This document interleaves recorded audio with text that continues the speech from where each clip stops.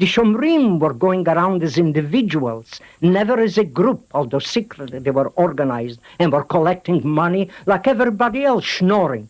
Schnorrerei, begging, pleading for money, that's a Middle Eastern disease, particularly among Jews. And the Shomrim had a better cause than the parasites who were sitting on their benches in the yeshivas in Jerusalem, or the farmers who were dressed with a tie and a white collar and tie and polished shoes, sitting all day long, reading novels in Yiddish or in Hebrew, and letting the Arabs do this, and collecting money from Baron Rothschild, Baron Hirsch. No Jewish workman did I ever meet there. I used to hear Baron Hirsch, Baron Rothschild, day and night, all the time. The topic of conversation in my uncle's place was, well, what will Baron Hirsch do now? And he didn't do yet this and didn't do that. And he gave millions. And a man who had a big estate. They had enough grapes. They made wine, and a beautiful wine too. And had watermelons by the thousands that they were selling to the Arabs, and the Arabs were selling it. But they were always expecting chlukah. That's what it is. That was the word. Chlukah, distribution, donations. The world owes them. A chosen people. We are coming back to it. The world is sick entirely of chosen peoples, of people who are better than the others. As if Hitler did not quote their sort of Bible to justify the dastardly, inhuman, immoral deeds of conquering Europe and trying to conquer the entire world. In my days in Jerusalem, to go back a little bit back from the gymnasium, and the same was while I was in the gymnasium, those 5 years, the greatest joy that I had in Jaffa was being taken on Saturday, coming over to the Arabs, Bahari. Bahar is a sea, Bahari is seamen, being taken by them for 10 cents or 20 cents on the long ride in the Mediterranean there, beyond the rocks, which did not allow any steamer to come closer than 2-3 miles, being taken through the narrow, rocky passage that was perhaps only about twice as wide as the actual distance between them, and those handsome, tall, strong Jaffa Arab Baharis used to smilingly stop their breath a little while before coming into the area of the rocks, and then 1, 2, 3, in a straight line, get through a sea that was calm or a stormy sea, and on another mile to the boats. And then on the boats we had the time of our life, passengers giving us candy or chalk or fruit. And the captain always liked these boys. We were all Jewish boys from the gymnasium.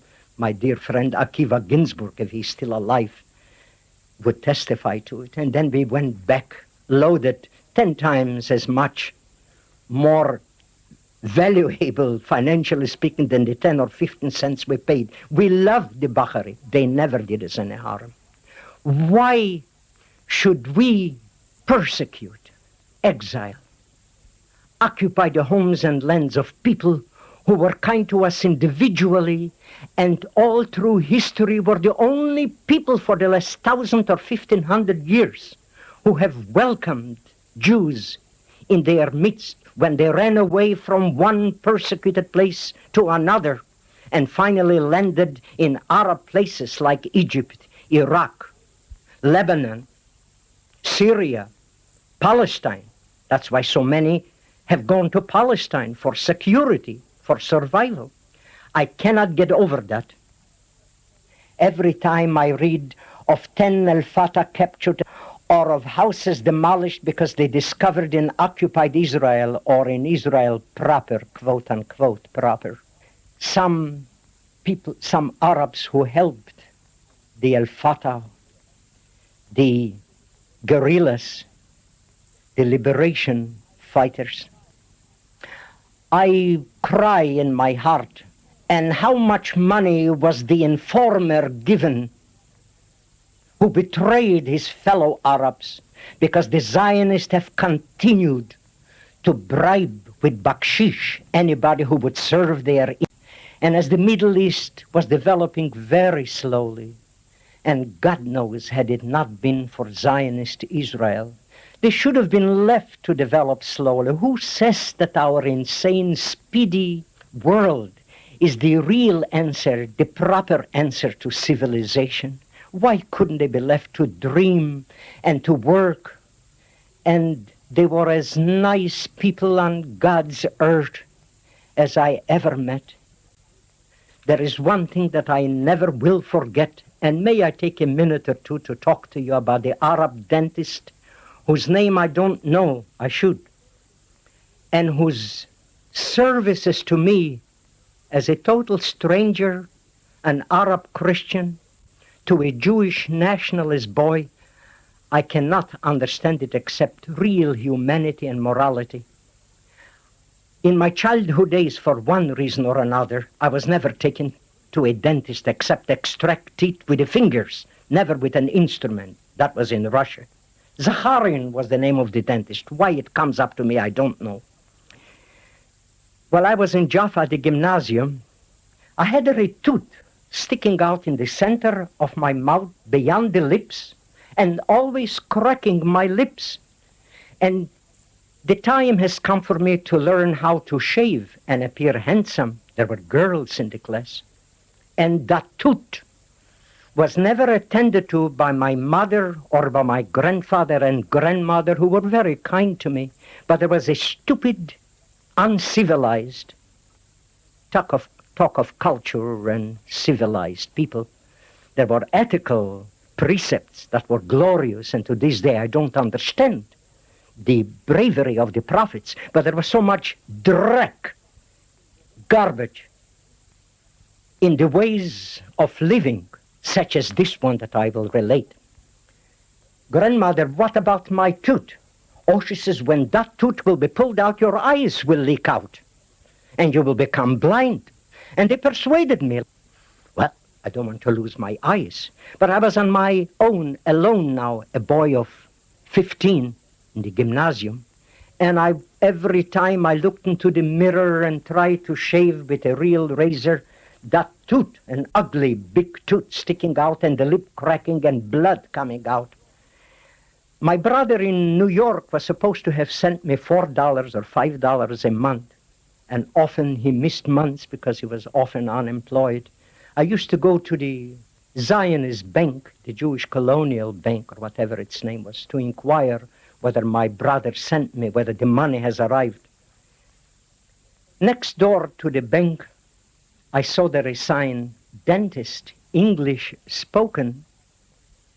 As I stealthily studied English while I was in the Cheder and the yeshiva in Jerusalem, I was curious to talk English as well as, of course, Arabic.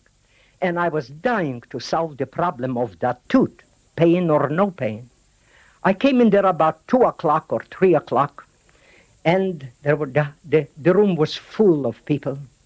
They were all reading in those days L'Illustration, which corresponds to the Life magazine in this country. And invariably, the pages were full of battleships, destroyers. The English have so many, the French have so many, the Germans are aspiring to have, and when a war comes out, and we were all being indoctrinated into a necessary coming war. The pictures were beautiful, and I looked at it. Finally, towards 5:30, the room was emptied, and a young man of probably about 35 came up to me. What is it you wanted, young chap? I said, I would like to ask you about something. May I come into the room? Sure, sure. I said, this tooth bothers me. My folks used to tell me that my eyes will leak out if the tooth is removed. He burst out laughing. I thought he will never come to himself.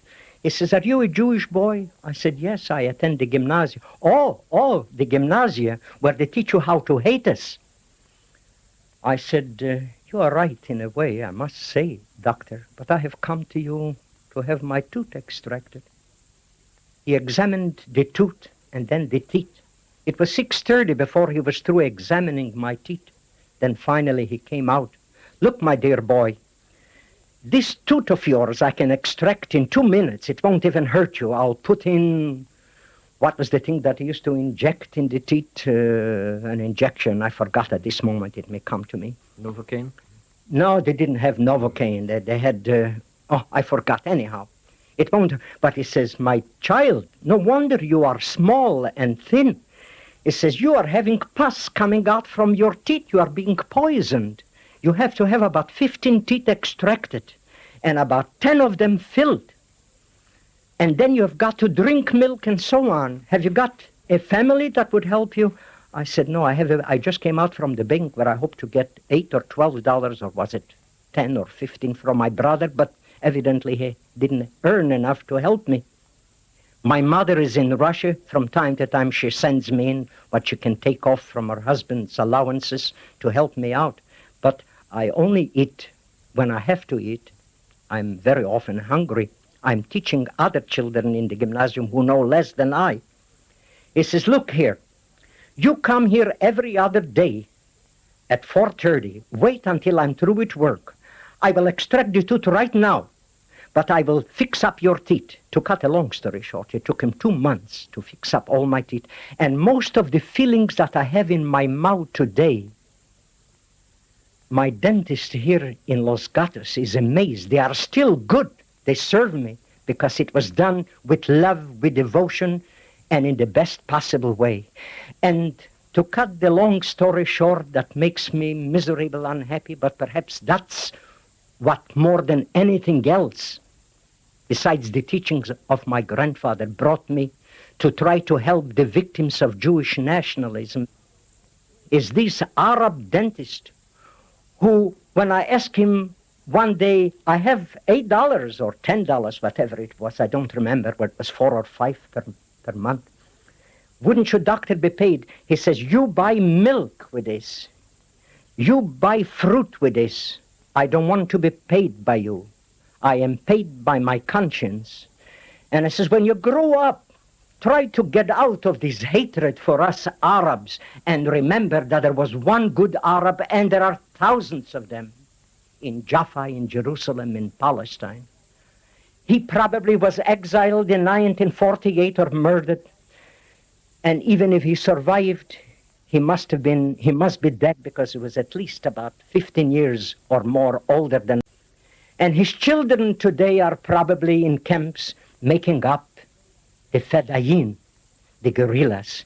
And that is one of the reasons why I feel I must give every ounce of energy and every free hour, every moment to the cause that